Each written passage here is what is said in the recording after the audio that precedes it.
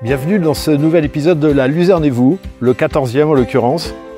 Cet épisode est consacré cette fois-ci à l'élevage de moutons. Une fois de plus, on va commenter et découvrir tous les avantages de la luzerne pour les productions animales.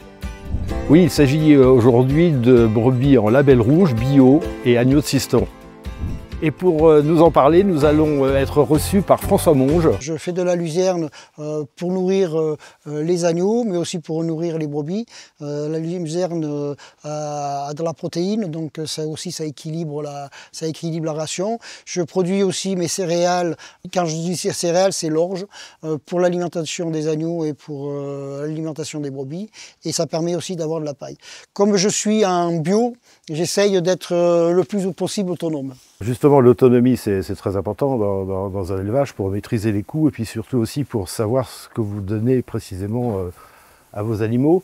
Mais parfois, vous êtes un peu coincé quand la récolte de fourrage n'est pas de qualité ou de quantité suffisante. Et dans ces cas-là, vous faites comment? C'est vrai que cette année, ça a été un peu compliqué. La récolte des fourrages n'a pas été bon parce que le foin était trop mûr et on l'a récolté trop tard et plein d'eau. Pour l'alimentation des brebis, la ration n'était pas équilibrée.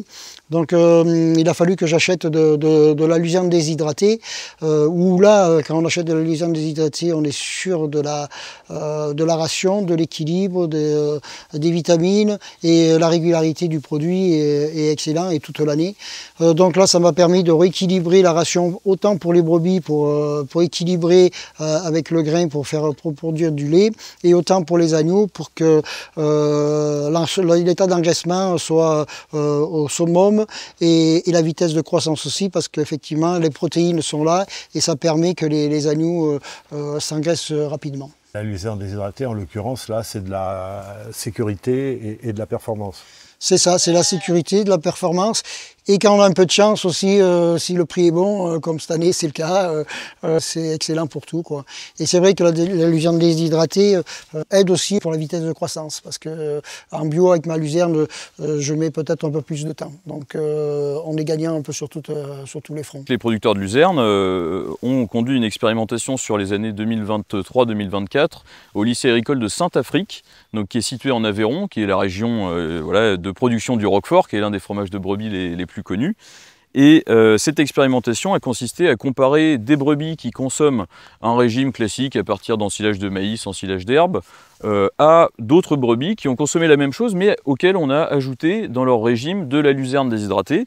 Et donc cette expérimentation, qui est maintenant finie, a permis de mettre en évidence que les brebis qui consomment de la luzerne produisent 100 grammes de lait en plus par jour, ce qui est tout à fait significatif et qui permet de produire derrière au final plus de fromage. 100 grammes par rapport à une production quotidienne Alors, par rapport à une production quotidienne d'environ entre 1,6 kg et 1,7 kg de lait par jour, les brebis qui consomment de la luzerne sont plutôt à 1,8 kg, 1,9 kg. Donc voilà, c'est tout à fait significatif, ça représente environ entre 5 et 10% de production supplémentaire.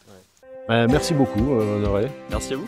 On en a fini avec ce reportage sur les moutons. J'espère qu'il vous a plu. N'hésitez pas à nous suivre sur notre chaîne YouTube, La Luzerne et vous. À bientôt.